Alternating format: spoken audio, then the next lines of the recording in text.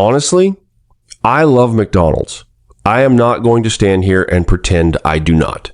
There is something about those fries fresh out of the fryer, still slightly too hot to eat comfortably, that just hits differently at the end of a long day.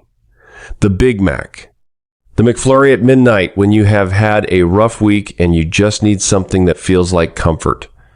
The drive-thru at 11 p.m. when cooking feels like the most impossible task in the world.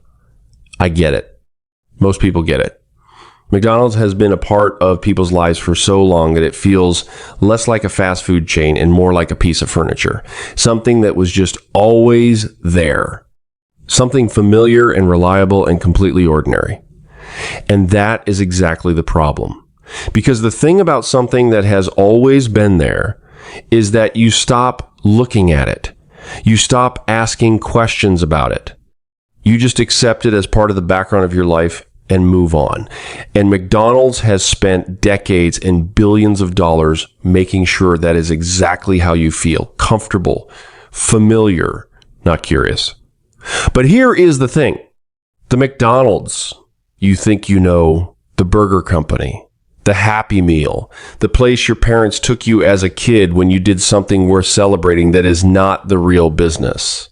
That is the story they tell on the outside. The real operation is something else entirely. Something considerably more interesting and considerably more disturbing than anything you will find on the menu. And once you see it, you genuinely cannot unsee it. Drop in the comments right now, how often do you eat at McDonald's? Once a week? A few times a month? Or are you someone who eats it more than you would admit out loud? Tell me honestly. Because this video is not here to make you feel bad about your food choices. It is here to show you what is actually happening every single time you hand over your money. Now let us go back to where this whole thing started. Because the origin story of McDonald's is one of the most fascinating business stories ever told. And it begins not with a burger, but with a 52-year-old milkshake machine salesman who was having a pretty ordinary career until one afternoon in San Bernardino, California, changed everything. Ray Kroc was not a young man with a big idea. He was not a visionary entrepreneur in his 20s with everything ahead of him. He was a middle-aged man selling multi-mixer milkshake machines and doing okay, but not great. He was the kind of person most people never think about when they imagine the founder of a global empire. Just a regular guy working a regular job, wondering if the best version of his life had already happened. Then one day he gets an order that confuses him. A small hamburger restaurant in California orders 8 of his machines at once. 8. Most restaurants order 1, maybe 2. He is curious enough to drive out and see what kind of operation needs 8 milkshake machines running at the same time. What he finds when he gets there stops him completely in his tracks. The restaurant is run by 2 brothers, Richard and Maurice McDonald, and it is unlike anything Ray Kroc has ever seen in his life. The menu is almost nothing. Hamburgers, fries, milkshakes, that is it. But the kitchen behind the counter is running like something he has never witnessed in a food operation. Every single movement is standardized. Every burger made the same way. Every fry cooked for exactly the same amount of time. The food comes out fast, faster than anything else available at that time, and it is exactly the same every single visit. Not similar. Identical. Ray Kroc does not see a restaurant. He sees a system. A machine, something that could be picked up and placed anywhere in the country and produce the exact same result every single time. And he understands immediately that if you could replicate that system in hundreds of locations, thousands of locations, you would have something that has never existed before in the history of food. He convinces the brothers to let him franchise the concept. He opens the first Ray Kroc McDonald's in Des Plaines, Illinois in 1955. It works immediately. People love it. The consistency, the speed, the price point, all of it lands exactly the way he predicted it would. Then he opens another location and another. And As the operation grows, he starts to see a problem that threatens to stop everything before it really gets started. Before going any further, putting together videos like this takes a serious amount of time and effort. The research, the writing, the production, none of it is quick. If this video has given you something valuable, the single best thing you can do to support this channel is hit that subscribe button right now. It costs you nothing. It takes 2 seconds. But for this channel, it means everything, because the more subscribers there are, the more YouTube pushes these videos out to people who need to see them. So if you believe this kind of content matters, please subscribe. It genuinely makes a difference. The franchise fees are not generating enough money to fund the expansion he can see is possible. The food margins are thin. The costs of maintaining standards across a growing network of independently owned locations are high. And every time he tries to enforce his vision of what McDonald's should be, he hits the same wall. He does not own the restaurants. The franchisees do. And people who own their own restaurants have their own ideas about how things should be run. Some of them are cutting corners. Some are ignoring the standards. Some are treating the McDonald's name like a convenience rather than a responsibility. He needs a completely different approach to the entire model. And then in 1956, a financial advisor named Harry Sonneborn walks into Ray Kroc's office and says something that changes the direction of everything. He tells Ray Kroc, "You are not in the food business. You are in the real estate business." That one sentence is the moment McDonald's became what it is today. Harry Sonneborn had seen something that nobody else had noticed. The real asset in the McDonald's model was not the burger recipe.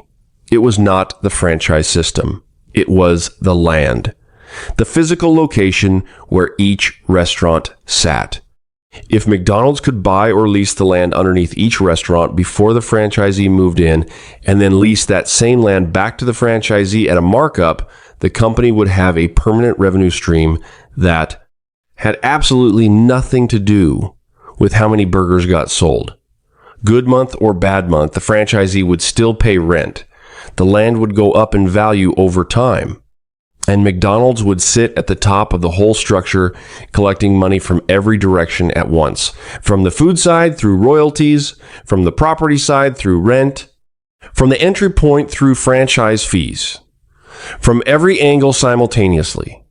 Ray Kroc reportedly said later that Harry Sonneborn was the man who really made McDonald's, not the McDonald brothers, not the Big Mac, not the Golden Arches. Harry Sonneborn and one sentence about real estate spoken in a small office in 1956. Now here is where it gets personal. Because this is not just a story about two men in a room making a business decision 60 years ago. This is a story about a model that is still running today. Right now.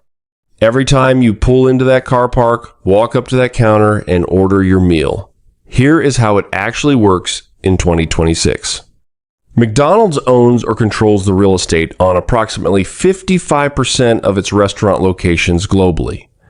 It leases that real estate to its franchisees.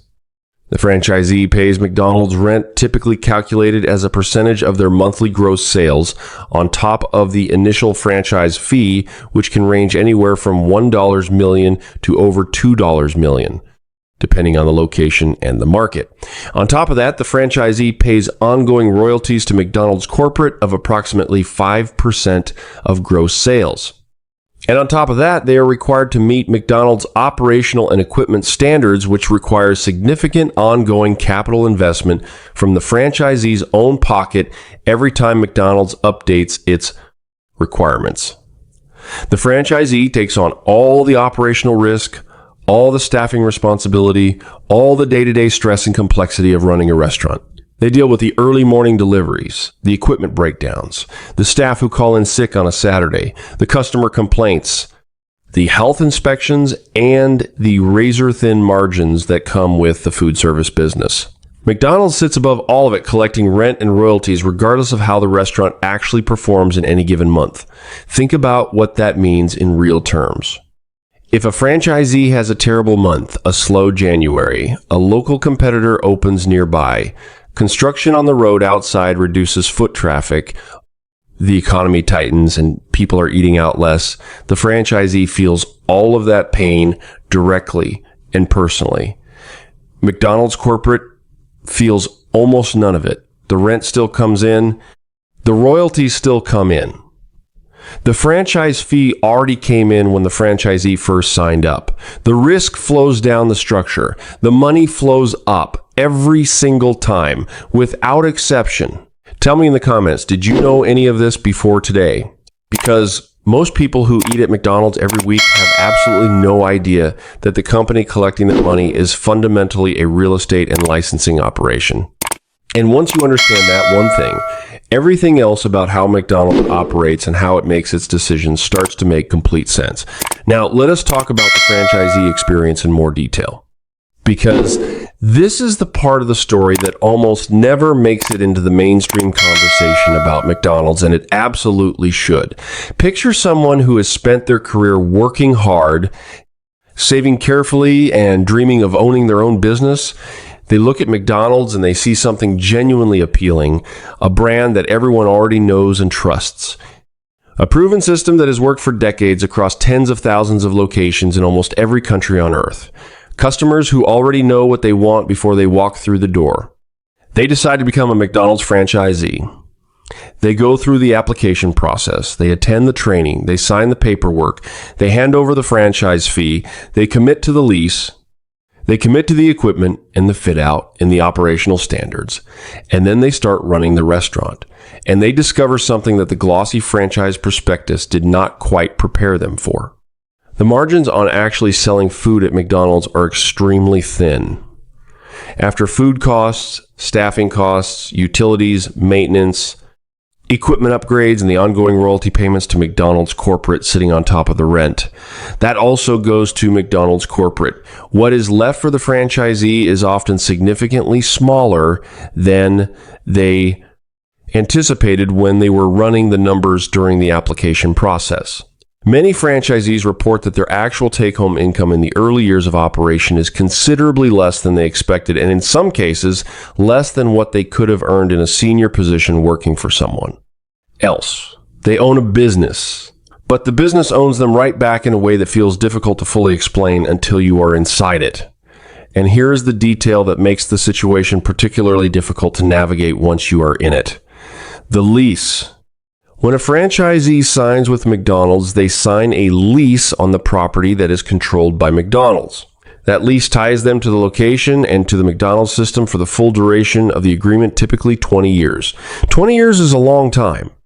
If the business does not perform the way the projections suggested, if the margins turn out to be tighter than expected, if the area changes and foot traffic drops, if a competitor opens across the street, they cannot simply decide to walk away and try something else.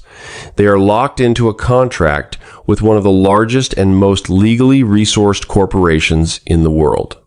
Getting out early is expensive, complicated, and often not really possible in any practical sense. Some franchisees who have spoken publicly about their experience have described it as buying a job you cannot quit. You own it on paper. But McDonald's controls the land, the brand, the menu, the approved suppliers, the equipment specifications, and the operational requirements. The franchisee controls the staffing schedule and the day-to-day management of the restaurant. Almost everything of fundamental structural importance is controlled from above. The franchisee provides the capital, takes the risk, and does the work. McDonald's provides the brand, collects the rent, and sets the rules. Now, let us talk about the workers, because this is where the story becomes most personal and most uncomfortable for most people who have spent any time thinking about it. McDonald's is one of the largest employers in the United States. The people working in those restaurants, the ones taking your order, making your food, cleaning the fryers, restocking the napkins, dealing with a lunch rush on a Friday when every machine in the kitchen seems to break at the same time, those people are working hard. There is no honest way to describe it any other way. It is physically demanding, mentally exhausting, and relentlessly fast-paced work. The people doing it show up. They work their shift. They go home. And many of them go home to a financial situation that is genuinely precarious regardless of how hard they worked that day.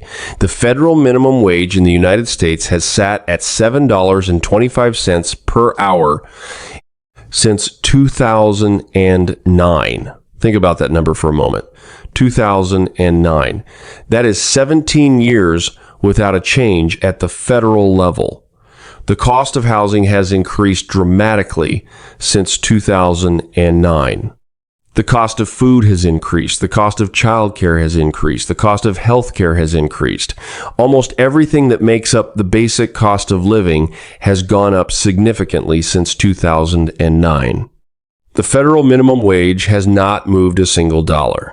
McDonald's has been a prominent presence in the political debate around minimum wage over that period. The company has lobbied against federal minimum wage increases at various points, arguing that higher wages would force price increases and reduce employment. This is a legitimate economic argument that reasonable people disagree about. But it exists in an interesting tension with the fact that McDonald's CEO compensation in 2023 was approximately $19.2 million. The ratio between the CEO's annual compensation and the median McDonald's worker's annual pay is one of the highest of any major corporation in America. Picture a woman working the morning shift. She gets there at 5 a.m. She is on her feet for 8 hours. She earns $11 an hour. Her state has a slightly higher minimum than the federal rate. She takes home approximately $440 a week before tax. Her rent is $1,100 a month. Her child care for 2 kids costs $900 a month. She is working full-time, showing up every single day, contributing to the operation of one of the most profitable corporations in the world, and she is one car repair or one medical bill away from not being able to cover her rent that month. That is not a hypothetical constructed to make a point. That is the documented financial reality of a significant portion of the people who make McDonald's function every single day. And here is the structural detail that makes this particularly difficult to address. McDonald's corporate does not directly employ most of these workers. They are employed by the franchisee. Which means when questions arise about wages and working conditions, McDonald's corporate can point to the franchisees and note that those are independent business owners making their own employment decisions under their own legal responsibility. The same structural separation that protects McDonald's from operational risk also provides a layer of distance from direct accountability on labor issues. The structure serves the corporation at multiple levels simultaneously. Has this changed how you are thinking about those golden arches right now? Tell me in the comments. Because what comes next is a part of the story that most people never hear at all. Let us talk about the suppliers. Because McDonald's relationship with the companies that provide its food is another layer of this operation that reveals exactly how power is distributed inside the system. McDonald's purchasing power is almost impossible to fully comprehend in scale. The company buys beef, chicken, potatoes, packaging, cooking oil, and hundreds of other inputs in quantities that make it one of the largest single buyers in the world for several of those categories. And when you are the single largest buyer of something, the suppliers who want your business will do almost anything to keep it. They will cut their margins to levels that would be unsustainable with any other customer. They will meet specifications that nobody else demands. They will adjust their entire operation around the requirements of a single client. Because losing the McDonald's contract would not be a setback for many of them. It would be the end of their business. This purchasing power has quietly shaped entire industries in ways that most people eating a McDonald's meal have never thought about. The demand for perfectly uniform potato strips contributed to the consolidation of the American potato farming industry into a handful of very large operations that could meet the specification consistently at the required scale. Small potato farmers who could not guarantee uniformity got left behind. The demand for consistent, standardized beef contributed to the industrialization of cattle farming in ways that changed how American beef is raised and processed at a fundamental level. The requirements for chicken products shaped how chicken is grown, processed, and prepared across the country. None of this is illegal. None of it is hidden. It is simply the natural consequence of one buyer being so dominant in a market that their preferences become everyone else's reality. McDonald's does not set out to reshape industries deliberately. It sets out to get consistent product at a competitive price at enormous scale. The reshaping is just what happens when you are that large and that consistent in your requirements over that long a period of time. Now let us talk about the marketing. Because nothing about what has been described in this video could function at the scale it does without one of the most sophisticated and most psychologically precise marketing operations ever constructed. McDonald's spends approximately $2 billion per year on advertising globally. $2 billion every single year, reinforcing the association between McDonald's and happiness, family, comfort, and belonging. The golden arches are among the most recognized symbols on the face of the earth, more instantly recognizable in many surveys than almost any other image in human culture. That recognition did not emerge naturally from people enjoying their food. It was purchased, refined, and maintained over decades with a level of financial investment and strategic precision that most governments cannot match for their own national symbols. The Happy Meal deserves its own moment in this conversation because it is one of the most studied and most effective pieces of marketing psychology in the history of consumer behavior. It was introduced in 1979. It was designed with one primary objective that had almost nothing to do with the food inside it. It was designed to create a deep, warm, positive emotional association between very young children and McDonald's at the earliest possible age. The toy, the colorful box, the sense of occasion and specialness that came with being given a Happy Meal, the feeling that McDonald's is a treat, a reward, something that happens on good days and special occasions. Children who grow up with that association do not simply remember McDonald's fondly. They carry a pre-rational, pre-analytical emotional response to the brand into adulthood. The warm pull you feel when you see those golden arches, the feeling that McDonald's is somehow familiar and comforting and like home, that feeling was not produced by the quality of the food. It was engineered deliberately, expensively, and with extraordinary care beginning at a point in your childhood when you had no defenses against it and no ability to critically evaluate what was happening to you. That is not an exaggeration. It is not a conspiracy theory.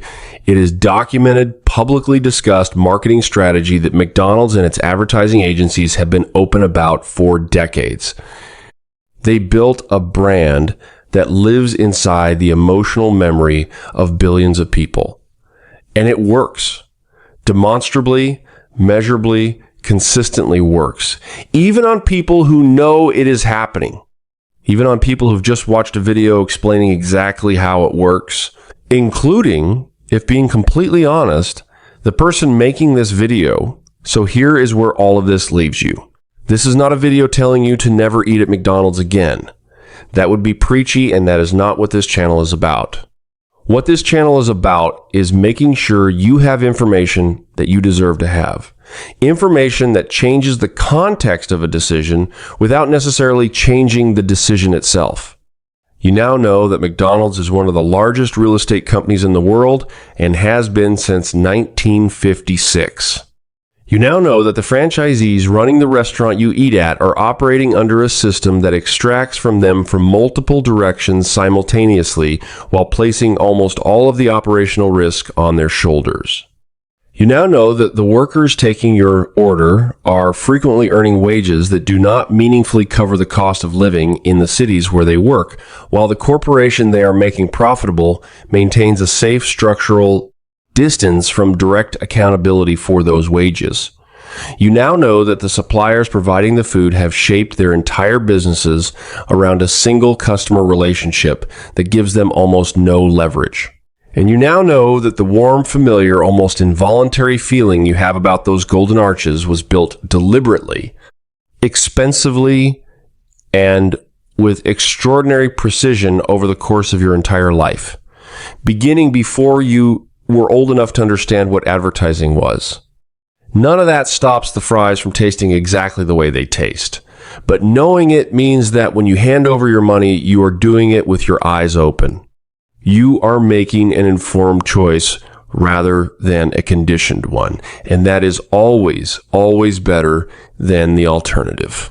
Next video, pulling apart another company whose real business model looks nothing like what they put on the sign.